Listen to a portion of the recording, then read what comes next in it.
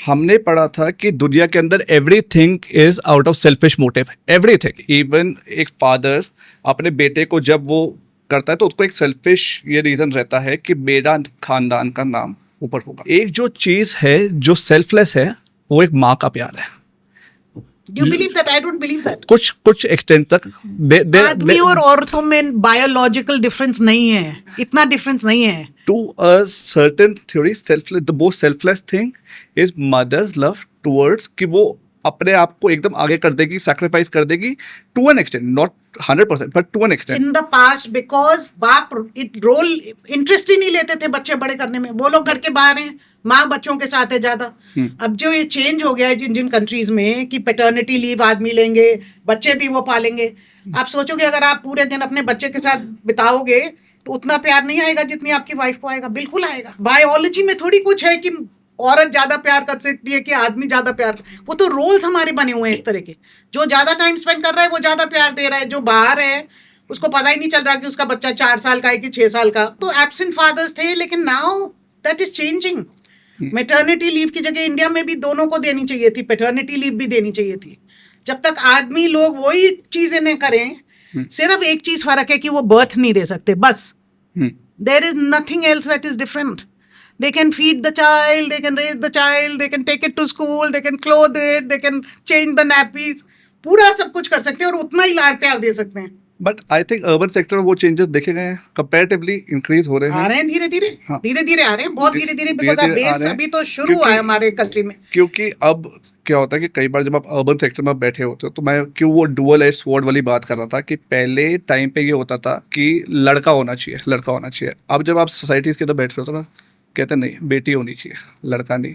Old age में तो मैं कह रहा हूँ वो डिफरेंस आ रहा है। जब तक हम उन्हें हार्मनी और एक दूसरे की म्यूचुअल रिस्पेक्ट में नहीं लेके आएंगे, अब वो ऑब्वियसली मैं एजुकेट नहीं करता because this is not my field, but what I can interpret from what is happening around and what you have said about equality, it means कि जब तक हम इन दोनों को रिस्पेक्ट नहीं सिखाएंगे कि ये चीज़ आप कर सकते हैं, ये चीज़ मैं कर सकता हूँ, and I respect for what you do, I should be given the same respect for what. तो जो ये डाउरी केसेस है, जो ये एलिमनी केसेस है, जो ये स्त्रीधन केसेस है, जो ये हम लोग आज के डेट में इतनी गलत न्यूज़ सुन रहे हैं, वो कम हुएगी सोसाइटी के अंदर। तो it is about empowering one and guiding one. देखिए अभी तक क्या हुआ है, ये ग्लोरिया स्टाइनम है, she is one of the leading feminist in the world. वो क्या कहती हैं कि हमने अपनी लड़कियां, अब हम उनको ऐसे बड़ा कर रहे हैं जैसे हमारे अपने बेटों को करते थे। उनको हम वैसे ही पढ़ा रहे हैं, वो वैसे ही सपने देख रही हैं, कोई स्पेस में जा रहा है, कोई इंजीनियर, डॉक्टर, लॉयर, तो बहुत ही कॉमन हो गया है सबकी क्लासेस में 50%। लड़कियां बदल गई हैं, अब वो अपना हक मांग रही हैं। लड़के हम वैसे के ही वैसे पाल रहे हैं जैसे हम पहले पालते थे। तो अब दो मेल ईगो लड़ रही है। अब ये जो आप सारी क्लैशेस की बात कर रहे हो, ये तो होएगी। दो मेल ईगोस लड़ रही है। हाँ बिल्कुल, क्योंकि हमने मर्दों को तो मेल बना दिया। और मेल मैं नहीं मानती, मैं कभी आदमियों के खिलाफ कभी कुछ कह नहीं सकती, क्योंकि वो उनका रोल सोसाइटी ने डिसाइड करा है। उन पे प्रेशर आया है कि तुम्हें प्रोवाइड करना, तुम्हें ये करना, तुम्हें लड़ रहे हैं जिनको दोनों को अपनी राइट्स के बारे में पता है कि हमने मर्दों को फेमिनिन साइड से इतना टच नहीं कराया, हाँ। जितनी इनको अपनी मैस्कुलिन साइड से टच कराया। मैं भी वही बोल रहा था। नहीं, मैस्कुलिन साइड नहीं कहती, लेकिन मैं ये कहती हूँ they are aware of their rights. नहीं, वो कहती है कि अब जो अनफिनिश्ड एजेंडा है, हमने 50 साल में लड़कियों को बढ़ा के अपनी राइट्स के बारे में अवेयर कर दिया। So we are raising our daughters like our sons, but we have not started the second unfinished agenda, which is to raise our sons like our daughters. Exactly what I said. जो caring side है कि आप caring side तो आदमियों में भी होती है ना, बच्चों की केयर करें, अपने पेरेंट्स की केयर करें। लड़कियां अपने पेरेंट्स की भी केयर करती हैं और सास ससुर की भी केयर करती हैं। Why? बचपन से सिखाया जाता तू मर्द है, तू रोएगा नहीं, इमोशन दबा, बहुत गलत है। और तूने प्रोवाइड करना है, मरते दम तक तू काम करके किसी तरह प्रोवाइड, तू अगर नहीं करेगा तो you are incapable.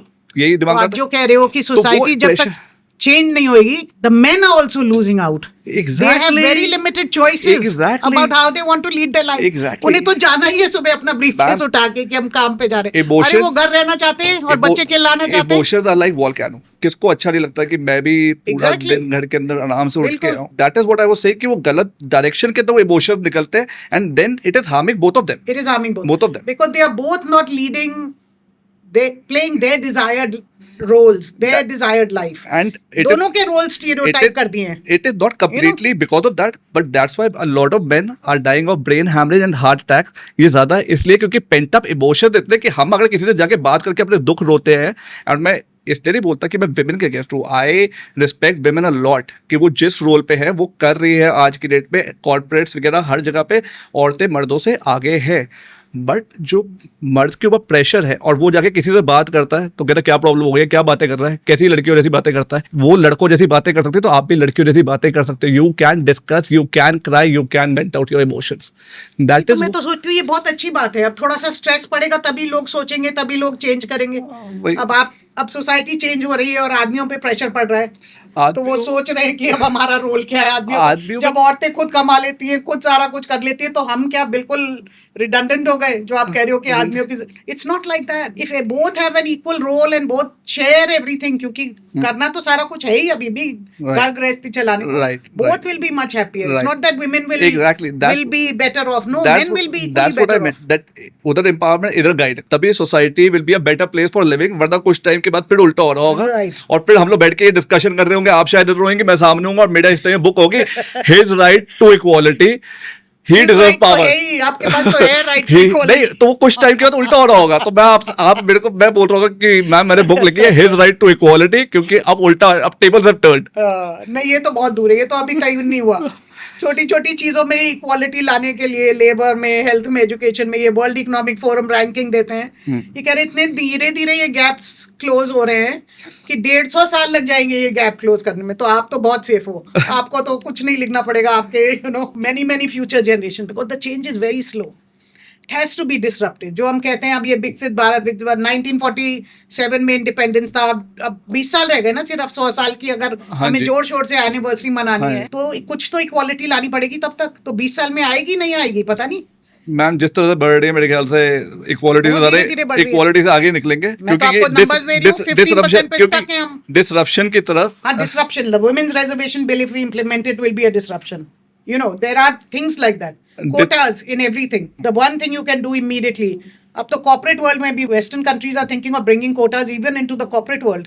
Because Right. हो ही नहीं रही। इतने ये corporates हैं, इनकी बेटियां हैं, ये MBA करके आ रही हैं बाहर से, इधर उधर। क्या हो जाता है इन लड़कियों का? As competent as the sons, गायब ही हो जाते हैं थोड़े सालों के बाद। नहीं, even more I think they मोर तो नहीं, मतलब I feel in they're the management same. Also they, मतलब आई स्टिल फील कि गायब हो इन जाते हैं। मैनेजमेंट एंड लड़कियां गायब हो ऑर्गेनाइजेशन जाती हैं, ऊपर तक नहीं पहुंचती। आपने मैम ये ग्लास सीलिंग काफी अच्छी तरह से शाटर करी है। नहीं, मैं तो I was very fortunate in my life, I have to say. So her segment में जो आपने बताए, इनके अंदर हमें क्या क्या रिफॉर्म्स लाने चाहिए, since you have studied everything very closely and you were their ground zero से, आपने ये सब कुछ देखा है। हर एक डिवीजन के अंदर हमें ऐसा क्या करना चाहिए जिससे इम्प्रूवमेंट स्टार्ट आए, क्या पॉलिसीज के अंदर चेंज आना चाहिए, कैसे उनकी इम्प्लीकेशन होनी चाहिए? ये तो आपने बहुत बड़ा सवाल पूछा है। मतलब सा। बहुत, देखिए ये हमारी पूरी सोसाइटी की प्रॉब्लम है। दो चीजें चाहिए। एक तो लॉज हमारे और पॉलिसीज ऐसी हो जो बैकवर्ड ग्रुप्स को फेवर करें, और दूसरा सोसाइटी। तो एक तो ये लॉज की प्रॉब्लम है कि सोशल नॉर्म्स जो हम कह रहे हैं, सोसाइटी में ही हम इन ईच ऑफ अस, हमारे यहाँ इतना कुछ भरा हुआ है कि हम एक दूसरे को इक्वल की तरह से देखते ही नहीं। ये सब छोड़ के अगर हम सब एक दूसरे को समानता की नजर से देखें कि ultimately we are all human beings. Thank you so much ma'am, आप आए आज हमारे पॉडकास्ट पे, आपने अपना टाइम निकाला एंड आई होप आपकी जल्दी बुक आए जिसके अंदर you will talk about positive side of main also. हाँ, और ये बहुत अच्छी है कि ये जो मेरी ये book थी अभी आपका की हिंदी अनुवाद आया है इसका। वो बहुत लोग पढ़ेंगे इसको, ये आइडियाज थोड़े शेयर होंगे, हाँ। सोसाइटी थोड़ी बड़ी बदलेगी। Thank you so much ma'am, thank you so much. Okay, thanks. Thank you for watching our episode. See you soon on the next episode of Let's Talk with Akhil.